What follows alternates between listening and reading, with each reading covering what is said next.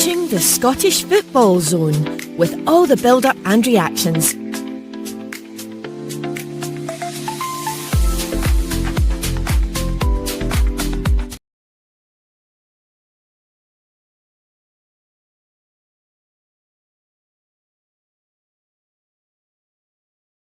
Yep.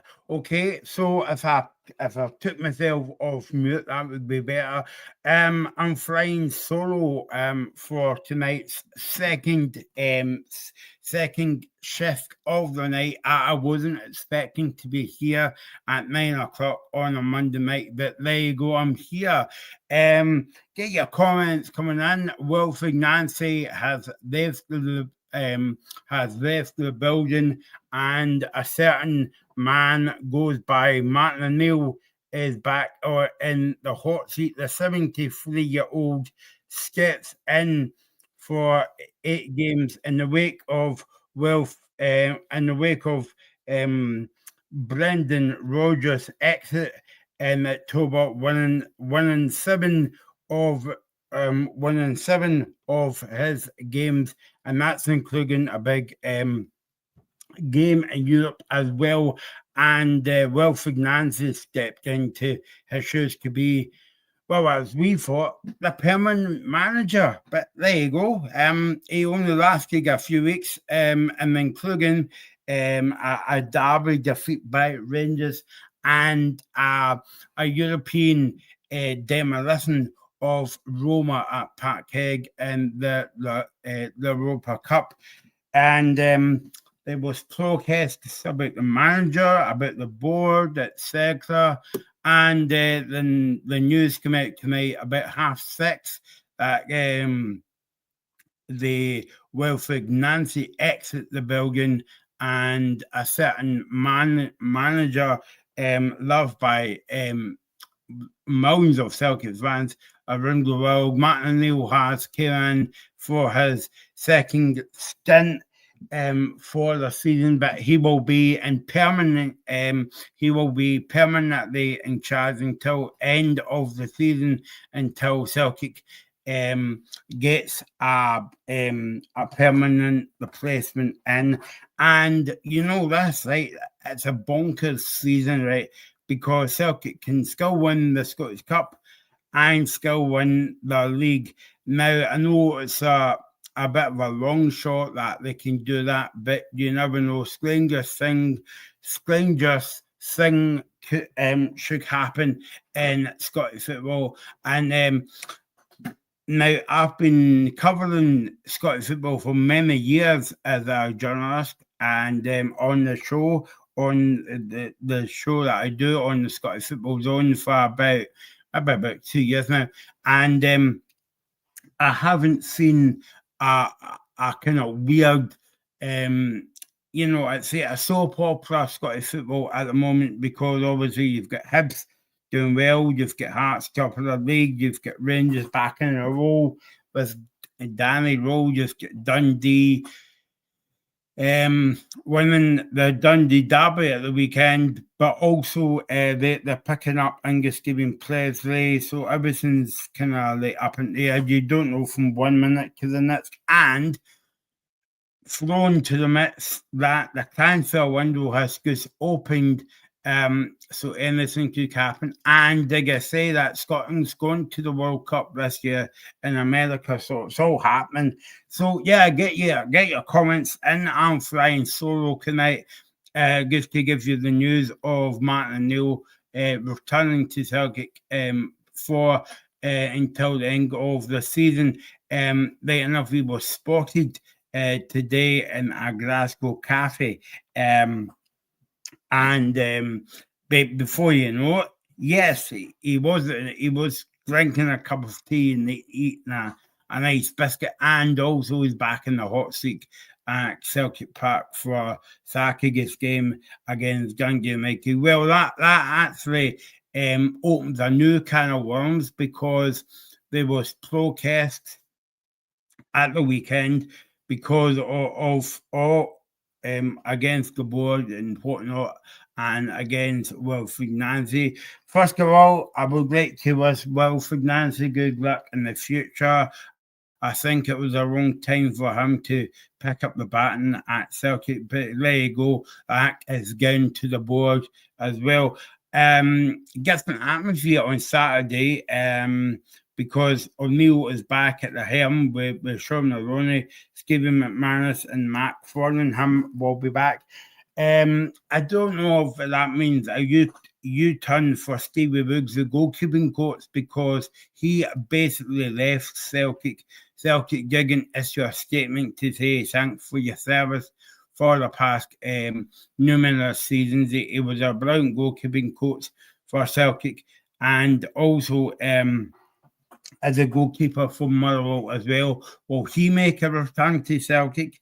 Will Martin O'Neill go back to his old way of thinking 4-4-2? Because that was just weird to see Krusty at the back. Nancy said three at the back, but basically when you watch the game, it was basically just one at the back and every man for themselves. So I mean, good luck Ken for the rest of the season. Nancy might go on to be a brilliant manager for a brilliant club, but not as Celtic manager. And look, as I said on the show earlier on, if he was in at pre-season, it's ifs, buts, and maybes. I know that, but if he was in at the beginning of the season and they got a pre-season and they changed the formation on the gate or on the tactics, that might have been a different bit to change it halfway through the season. And also, I stick by any Celtic fans watching tonight. I think as well that Wilford came in at the wrong time because basically the first game was against Hearts. Roma was the second game, and St Mirren was in the League Cup. Now, I'm not even going to count the St Mirren game, right? Sorry, I'm not even going to count the Roma game in the Cup final, right? Because Martin O'Neill could be in charge, Brendan Rodgers could be in charge, and Celtic could get beat. That's who a top team Roma is, right? So I'm not even including that when I talk about him as well. But yeah, so it's all going badly wrong, but maybe this is to blend the supporters back on side because, as I said on Saturday,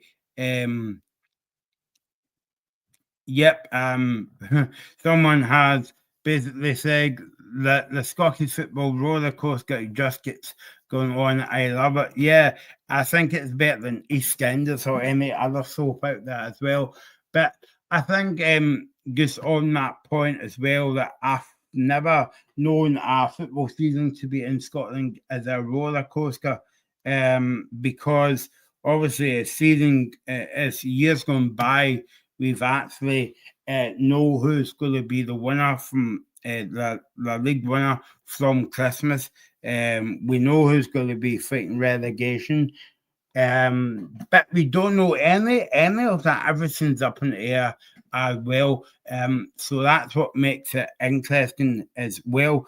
Yeah, so as I said, I mean, I think the board has just done this to A, win brownie points, but also B, to win the fans' kind of back over, even though they're not forgiven on the board at the moment.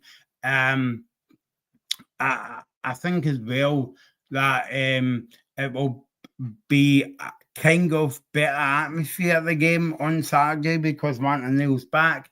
Because I'm hearing from a lot of Celtic fans that they were going to boycott the game on Saturday against Gungy Mikey. I even heard a few supporters boycotted the game on last Saturday against Rangers. And now, when have you ever heard of fans boycotting an Old Firm game at Parkhead, at Ibrox, or at Hampden? So yeah, since that bit toxic, I was in the ski game on Saturday, and Celtic played well in the first half. It was a game of two halves because basically Celtic played well in the first half. Rangers dominated and won the second half. Fair play to Rangers, they got 3 points and they go marching on into tomorrow night's game against Aberdeen. Now, I think the board now going back to Celtic for a minute, I think the board would have had to do something quickly because they knew that the fans were up in arms. But as I said on the show earlier on tonight, if Rangers win tomorrow night and they won by a big margin, right, they could go above Celtic in the league. Now that's never happened this season, so that will give Danny Rowe and the Rangers fans and the Rangers players a bit of a boost. So yeah, I mean, we'll see what happens between now and the end of the season. And of course, we're only in the 5th of January. So that means the beginning of the transfer window. So will Celtic make signings now because Martin O'Neill's in the door, or will they still go down their own route? We shall see. So it's up and down in the world of Scottish football, and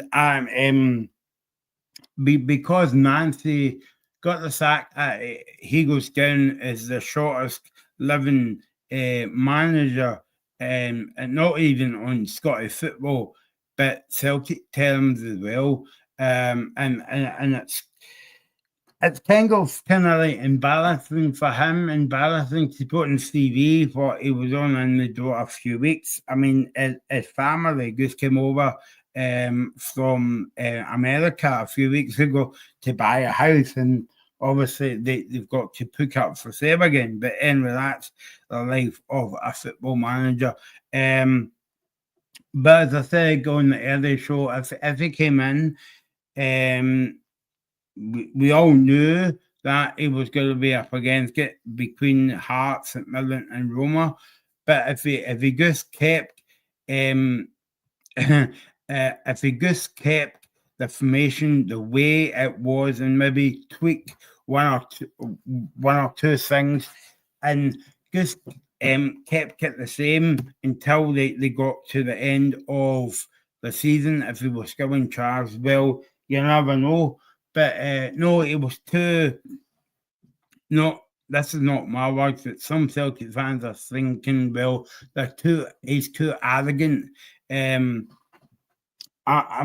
because I mean, first of all, he only spent 15 minutes with Martin O'Neill. I mean, come on, Martin O'Neill, 15 minutes. I mean, if I had a conversation with him, I would like to be in the room for him, but for well over an hour or maybe like half a day, because it's knowledge of Scottish football, but not even Scottish football, but I would say football overall is tremendous. Well, yeah, yep, I heard somebody else saying that tonight as well. He didn't get a chance. I mean, I wrote a blog a few weeks ago, and if you want to, not advertise my work on here or whatever, but if you go to the Scottish Football Union website, you'll see my blog that I did a few weeks ago about give football managers get enough time in the game now. And I would maybe argue the point that no, they don't. But I think when it comes to personal opinion, when it comes to the big two in Scotland, or should I say the big three this season, they haven't got any time because they need to hit the ground running, and that's where he kind of failed. I think like if he didn't if he came in right and they didn't tweak the system right and left it the way it was, maybe he would have got a lot of time. More time under his belt. But because he came in from day one, he was just in the door. He only met James Forrest 5 minutes ago, and then he basically turned he changed the formation on the team, And I mean, don't get me wrong. I mean, like, I think as well that I think as well that this point here, by the way, you can make your comments on Facebook, YouTube, Instagram, and X. And while you're there, you can subscribe to the Scottish Football Zone on YouTube, and also you can hit us up on Spotify. We are available now as a podcast, and also we're on TikTok as well.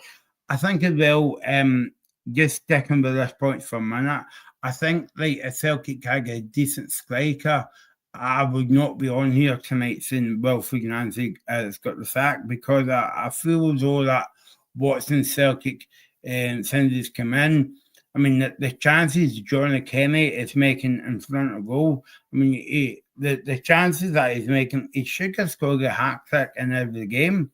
I mean, perfect example. He missed a few good chances on Saturday against Rangers.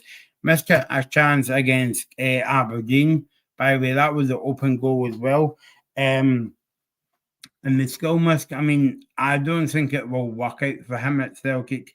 If it was going to work out for Johnny Kenny, it would have came by now. And stuff. But I don't know if we would be talking a different ball game if if Celtic was at the top of the league by beating Hearts, by beating the game in hand against Gangi United, if Johnny Kenny if Johnny Kenny was scoring the goals, but he wasn't. I mean, he's getting into these positions, but I don't know what it is. I don't know if it's just confidence or whatever. It's certainly not the lack of game king, by the way, because he's been getting. He's in the starting 11 every week now. I think this all goes back to the days where when Brendan Rodgers left the club, right? Because I know that, I know that a lot of Celtic fans out there were thinking, well, that they weren't too keen on Adam Eder, right? But why sell Adam Eder if you knew that you weren't going to get another strike in? That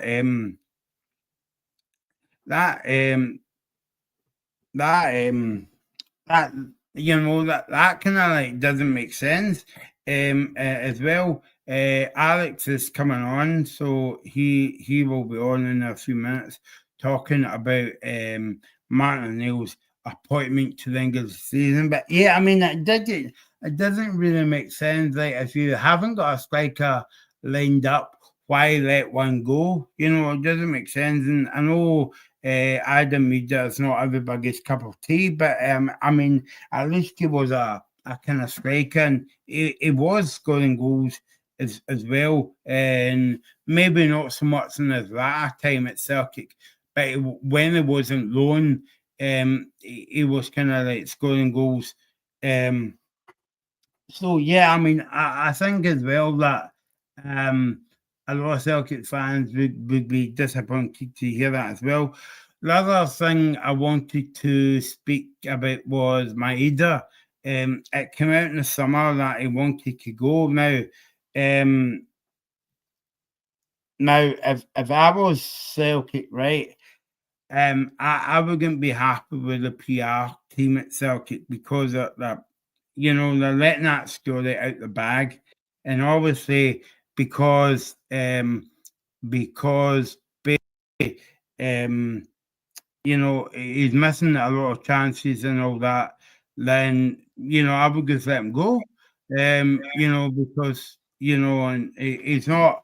I wouldn't say he's not interested in it, staying at Celtic, but because he's missing a lot of chances, well, a lot of Celtic fans will think, well, he doesn't care. He doesn't want to be here anymore, as well. So Alex is here tonight. All right, Alex.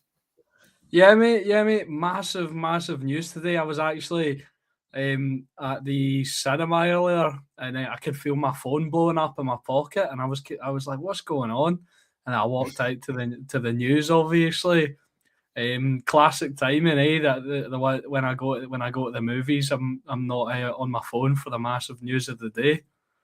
Yeah, well, I mean, this is my second show of the day, by the way, because we were on at 4:30 to tell everybody Nancy was sacked, and then obviously at 7:15 tonight, I got the news about Martin O'Neill. But it's funny when you say like that, you were at the cinema again.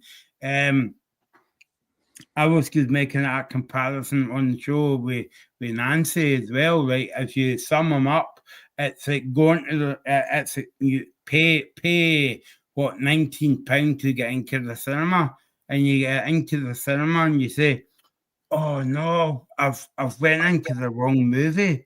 Yeah. So that's about like Wilfred Nancy.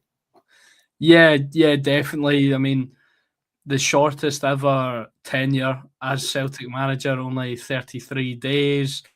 What managed 8 games, lost 6. It just wasn't the right place for him. His tactics weren't working. They were overexposed. I mean, we saw a big example of that at the weekend. I'm still very happy about that. You'll be happy to know, Mike. But yeah, that now that's sort of been overshadowed by the news that he's been relieved of his duties, and Martin O'Neill's back in to steady the ship. Yeah, so we went from new school to old school when Nancy came in the door, and but the Martin O'Neill, the 73-year-old, is back in the door, and I think before he came on, Alex, I think you'll find a wee bit of a different atmosphere at the game on Saturday because the atmosphere was very toxic on Saturday, especially when Rangers scored that second goal. But I think, and I saw a lot of videos on social media, fans pointing to the board and chanting to the board and get to France. I think they were saying at one point in the thing. But I think it will be a totally different atmosphere on Saturday. And the weird thing is, Alex, Celtic and Rangers can still win the league. Yeah, no, absolutely. I feel like any of these three sides. I mean, I feel like it's so big. Martin O'Neill coming back in. I feel like it's pulled Celtic back into steady footing. Because obviously he was in earlier, and he had the same amount of games as Wilfred Nancy, but he won 7 of them. So he's showing he can win with this current squad. Hearts are still very much on top, doing their thing. They're bringing in new signings. Rangers have the opportunity, and Danny Roll has the opportunity to bring in his own signings.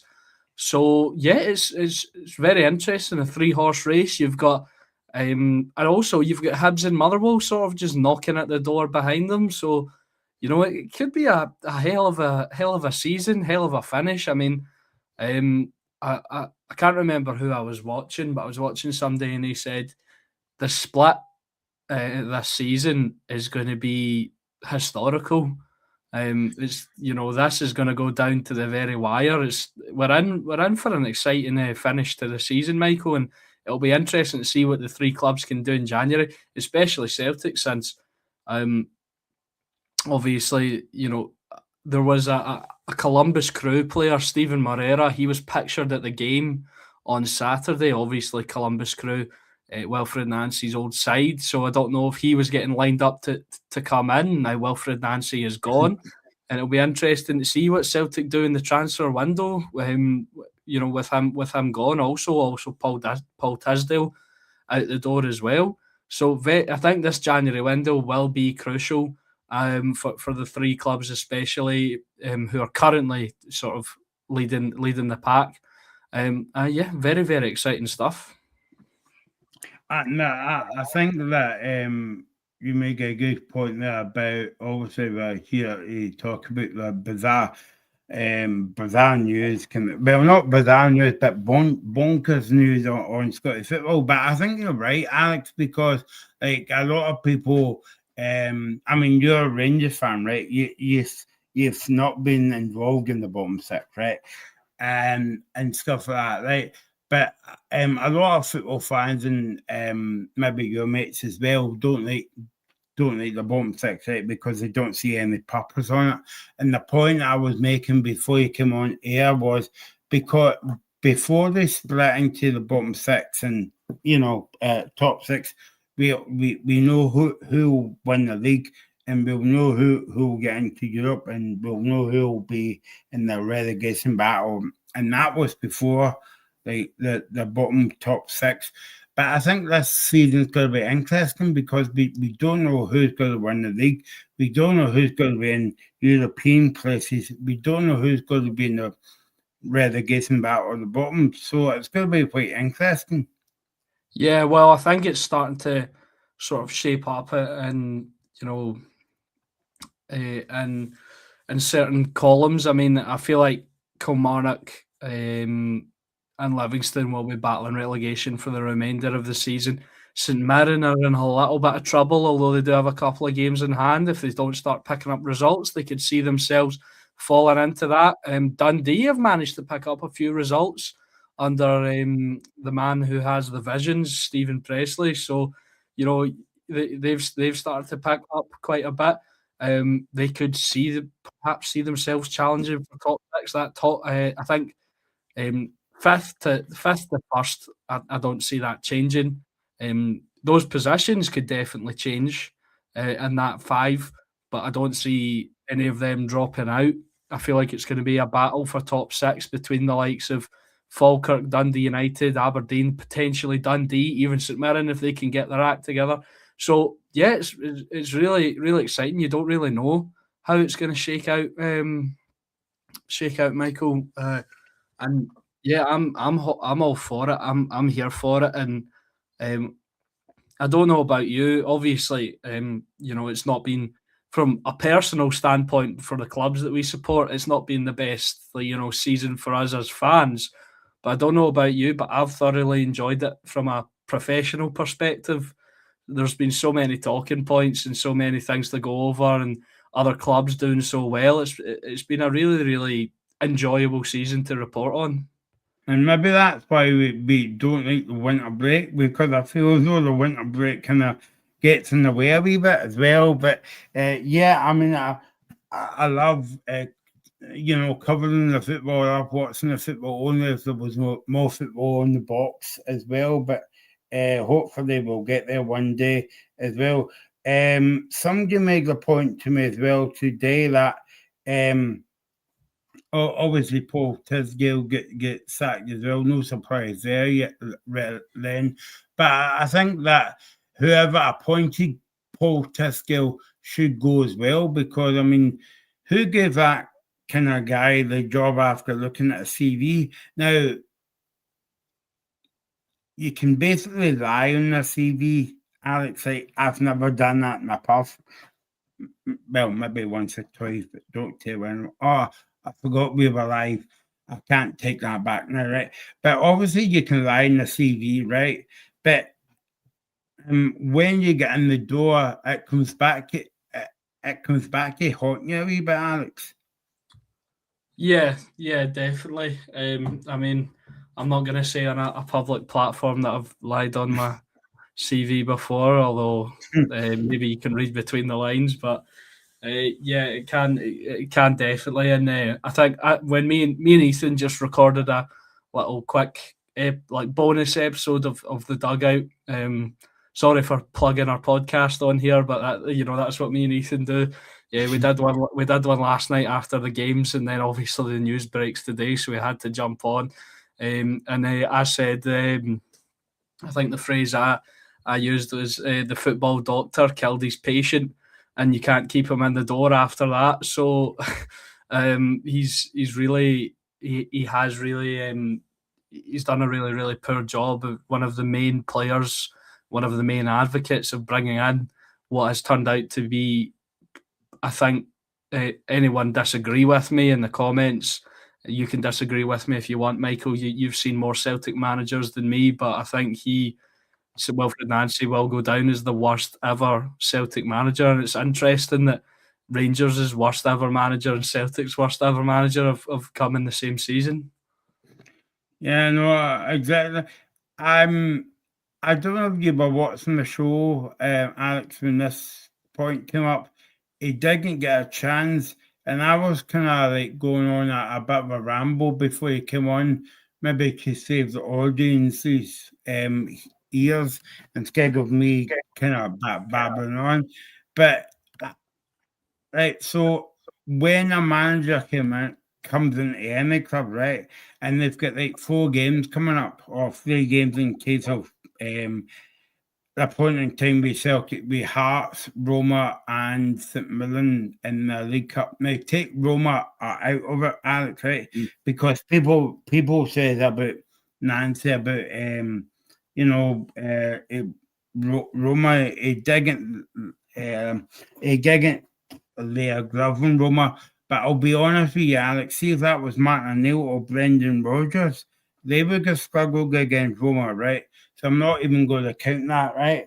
But I mean, if you come into your job, would you not leave the formation the way it was until maybe after the St Mirren game, or else till the end of the season, or maybe would you maybe add 1 or 2 we changes in the background until the end of the season?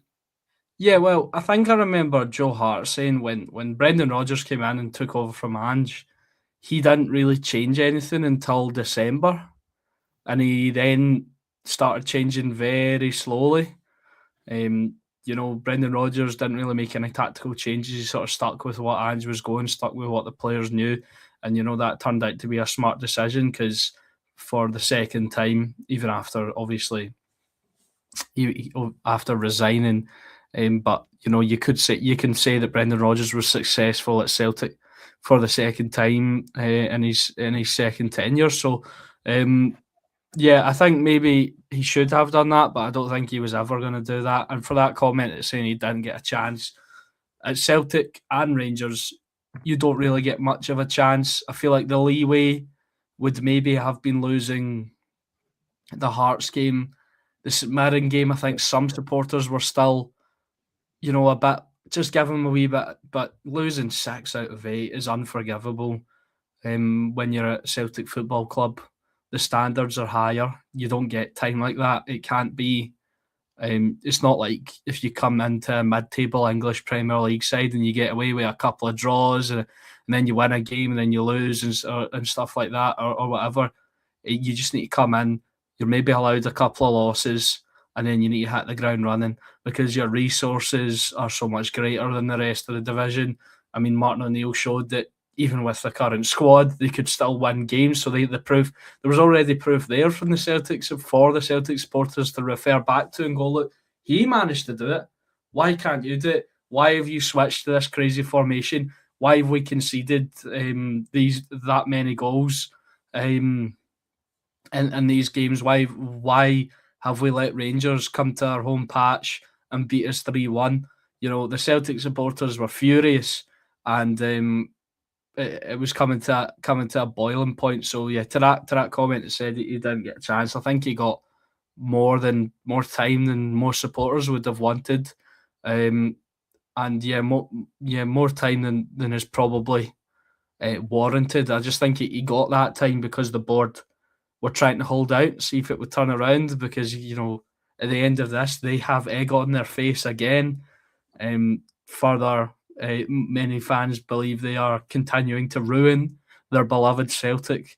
So, the board were trying to see if it would work out. It didn't. They pulled the trigger on him, which I was quite surprised at, by the way. But, I just feel that when you come into a club like Celtic, maybe he should have,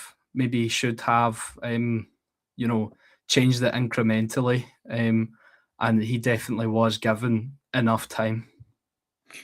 Yeah, see that comment as well, Alex. That I don't know if you. Again, I was making this point before you came on air, right? But I don't think we would be on here tonight if Johnny Kenny scored the goals that he was meant to score up front. I mean, he scored. I mean, between the Hearts game and between the Rangers game on Saturday, Alex, it could have scored a hat-trick a game because Celtic's missing so many chances. So the point I'm trying to get at was if Celtic won all their games and Johnny Kenny scored goals, do you think Nancy would still be here tonight? Yeah, definitely. If Celtic had won all their games, yeah, absolutely, he'd still be in a job. But they didn't. Johnny Kenny isn't good enough. By the looks of it, he just, No. he's probably fine for maybe even. I think a second choice striker is pushing it. And I think it's the state that Celtic have got. And I have a mate, we spoke about him on our podcast, Anthony, and he was saying in our chat the other day, he couldn't believe the stick that he gave Adam Ida. I saw you were talking about Adam Ida before I hopped on there. He couldn't believe the stick he gave Adam Ida. And now they've got Johnny Kenny up front with Shin Yamada as the backup, who's somehow worse than Johnny Kenny. So, yeah, Johnny Kenny's not good enough. Celtic desperately need a striker. And when you're talking about transfers, I think there's some, clearly identifiable areas that they could go for, like a striker, potentially a winger. I think they're okay in the middle of the park if they switch back to a 4-3-3, which probably Martin O'Neill and Sean Maloney will do. And maybe some centre-back backup. Carter Vickers is still out. Just try and bring someone in to help out in that department as well. Maybe even a short-term loan. Hopefully, whoever it is gets more game time than Jemai Simpson-Pusey. And I think they need a goalkeeper, but I can't see them going for a goalkeeper. Kasper Schmeichel's past it. There's been 3 managers in the door at Celtic this season, and they don't trust Sinisalo. I mean, how bad must Sinisalo be if Kasper Schmeichel's getting in over him, Michael? Yeah, exactly. Yeah. I mean, I was just thinking, like, if Celtic wins the league, that might be another record as well, because under 3 different managers in one season, and Celtic will win the league. But I mean, how, like, just come back to Nancy, right? Because I know you're definitely going to talk about the game on Saturday as well. And by the way, Rangers deserve to win that game in the second half. The first half, it was like, Celtic could have been 4-0 up at half time easily. But I mean, what does it say about Wilfried Nancy, right? When, I think it was Celtic were 3-1 down at the time, and they made 3 subs in 7 to 8 minutes. I mean, is that not a kick in the teeth? I think we saw it a few times under Wilfried Nancy. He doesn't know what to do when it starts going wrong, so he just starts throwing players on. I mean, Rangers were poor in the first half, really poor. Celtic were excellent. They could have been 3 or 4 goals up. I mean, if they had Adam Ida up front instead of Johnny Kenny, they probably would have been. But Danny Rowe changed it at half time. He stopped the man marking. I mean, I don't know if you noticed this, Michael, but Telo Asgard was clearly told to man mark Callum McGregor. McGregor spotted that very, very early, started pulling Telo Asgard away from the play, took him out of the game, basically. Manny Fernandez was clearly told to man mark Arne Engels, and he was getting pulled all over the shop. But Danny Rowe noticed that it wasn't working. He switched it. The back 4 went back to a flat 4. Telo Asgard was subbed off. Rangers went to more of a flat 3 in the midfield, pressed more aggressively, and Celtic couldn't deal with it. Nancy didn't change anything, really. He made a very strange substitution, I thought. He brought off Luke McCowan and brought on Julian Araujo, displacing the best player on the pitch, Yang, from his position at that point. So, very, very strange. And Rangers, credit to Rangers and Danny Rowe in the second half. They were very good. Danny Rowe spotted what needed to be done. I think that's the stark contrast between the 2 managers as well. Yeah. Danny Rowe's willing to change. We've seen him play a 3. We've seen him play a 5. We've seen him play 4 at the back. We saw him sort of switch his formation and his tactics in game at halftime against Celtic, and that's ultimately what worked for Rangers because this Rangers side, they're not like incredible. I mean, they're fine. They're organised and they believe in their manager, and I think that was the main difference. And that's the point there, Alex, that Wilfried Nancy didn't know how to change it. Or maybe he did, and maybe it was that arrogant then and say, nope, my way or no way. And Danny Rowe changed the formation. I can't remember who came on for Rangers in the second half. And that was it. Rangers won the game. It was Diamandi on for Tello Asgard. So, it's that's what I'm saying about we kind of like tweaks during the game if it's a formation or if you're moving a player over to the other side of the park or whatever kind of thing. And I think that's what got Nancy the sack as well, because I think he's one of these guys where, nope, it's my way or no way. And if it doesn't work, we'll try it again next week. And if it doesn't work, we'll try again the following week and the following week and the following week and the following. Listen, I knew a lot of Celtic fans were giving Nancy a wee bit of a chance after Murrow and Aberdeen and Livingston. I know that you could say Aberdeen was getting to 10 men, poor Aberdeen side, poor Livingston side. But the way I look at it, Alex, is like, and you would be the same if it was Danny Rowe at Rangers, you've still got to beat these teams, whether they're at the bottom of the league or the top of the league as well. I just wanted to make this a couple more points before we finish up tonight.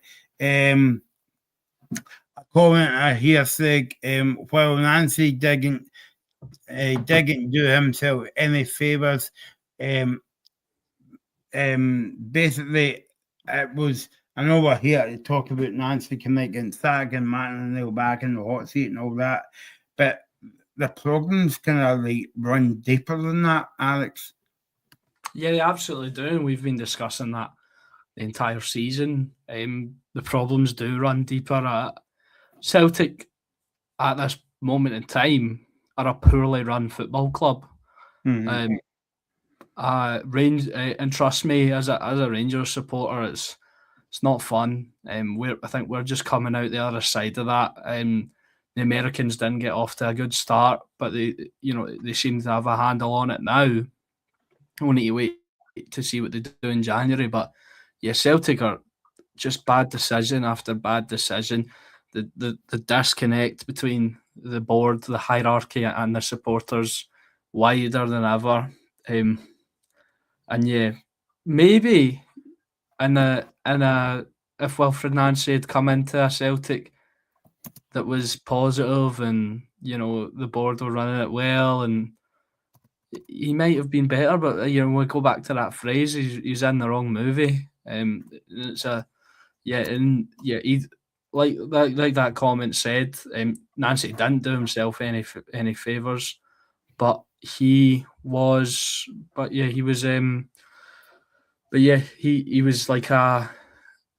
I guess you could say collateral, or he was a side effect of what has been an awful year for Celtic. I mean, you go from we always go back to this, but it's a signal of how far they've fallen. You go from competing, taking Bayern Munich to the last minute in the Champions League, to potentially going out of the Europa League in the league phase. If Rangers win tomorrow night, they will be third in the league. So yeah, it's been a dreadful year for Celtic, and it's and 2026 hasn't gotten off to a great start either for them. So thanks for coming off the suspense, Alex, at the last minute, but I think it would be ignorant of me not to talk about the game on Saturday, and obviously you weren't on the show last night, but And I know that we spoke about it there about Danny Rose changing at half time, and they got all 3 points at the end of the day. Rangers aren't a good side near Celtic, but Rangers are beginning to think about a form by winning games. And you know yourself, Alex, the more time you win games, the more confident you'll get. Whereas Celtic, the more defeats you'll get, it's you'll end up falling into that big massive black hole as well. Maybe not because Martin O'Neill's back in the scene, but I mean, how do you look back on the game for Rangers on Saturday? So I'm very pleased. Obviously, I was actually working during the game, so I was, sneaking up to the toilets to check my phone, for the scores and stuff. But no, it was. I when I got in, I watched it, so I could have obviously because we won, but also so I could have a good handle on sort of the analysis. We've kind of been over it already. Celtic were excellent in the first half. Rangers were all over the place. And it's funny as well, if we're talking, like, if we go back to Wilfred Nancy, we've seen glimpses of that, but it was another second half collapse for a Wilfred Nancy Celtic side. They've showed good attacking play. They've scored a nice goal, a really nice goal, by the way, off the throw in.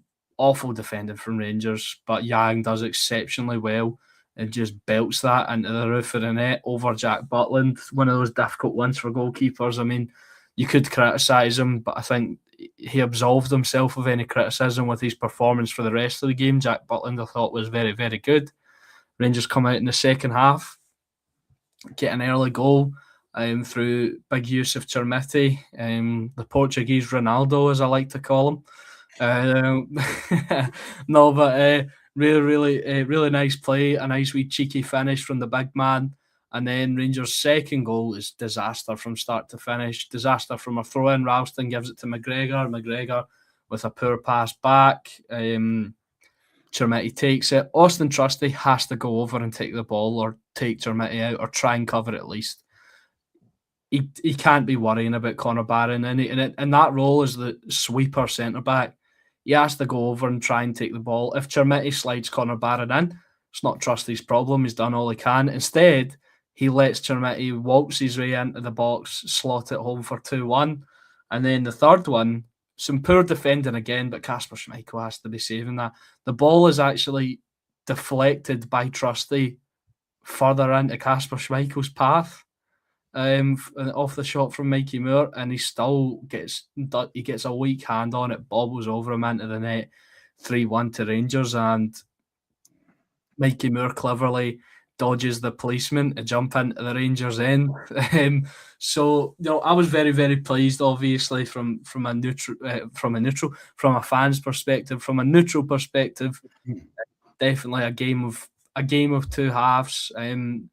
But I feel like that was the hurdle. Rangers have come back from their worst start to the season since the 70s to drag themselves back into the title race. I mean, that is, that's mental. And I'll be honest, Michael, I'm fairly confident now if Rangers get the January window right, I really think they can win this league. And we're not just obviously we won.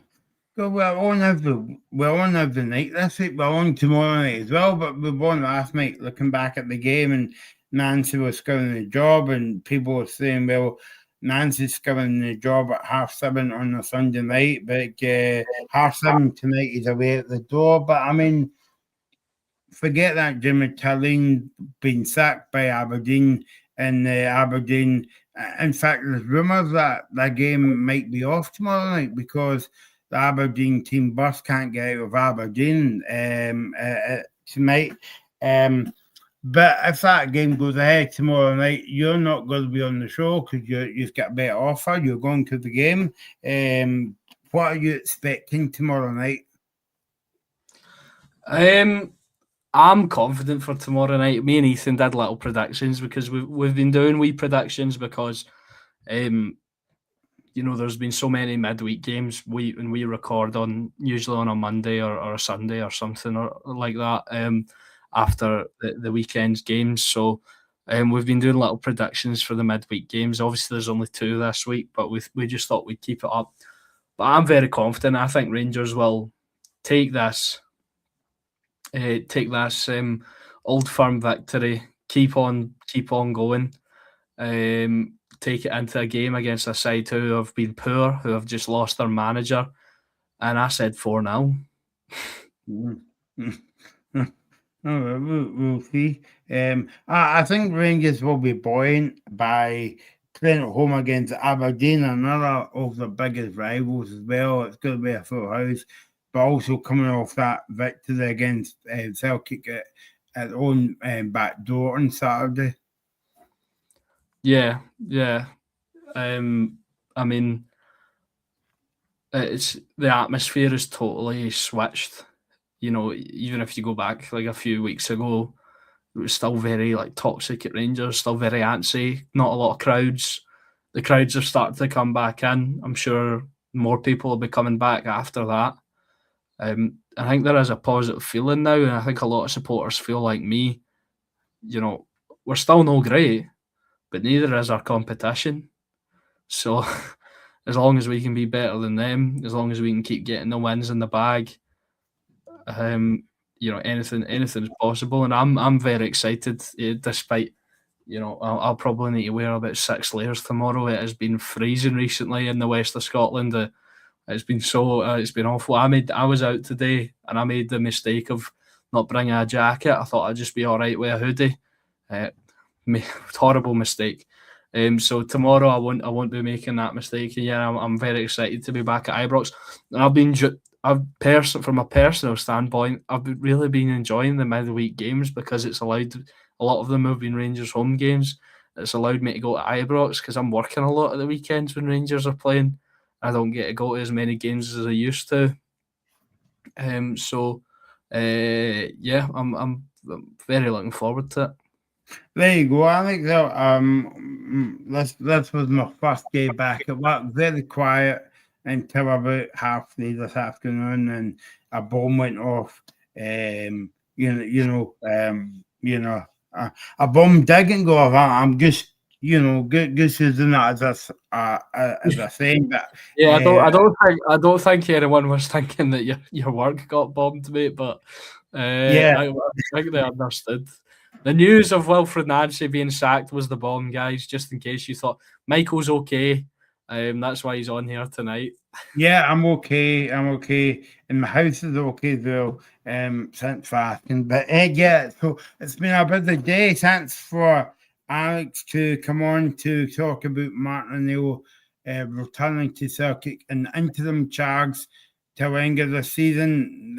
Wilfred Nancy is away to the right cinema now to watch the right film because he's out of a job. And by the way, good luck to him, whatever he does, but he didn't really fit the bill at Celtic Park. I'm away for Lie Down now. That's my second show of the day. But fear not, folks. We will be back tomorrow. We'll get up to the game at Ibrox and the game at Livingston against St Mirren as well. That game might be off as well, I heard today. And also, we've got a few games in the Scottish Challenge Cup as well to talk about as well. So we'll see you tomorrow. And don't forget to subscribe to the Scottish Football Zone. And we'll be back tomorrow night at what time are we at? 7:15 tomorrow night for the big build-up of the game. I'm away at my bed now. I'll see you soon. You're watching the Scottish Football Zone with all the build-up and reactions.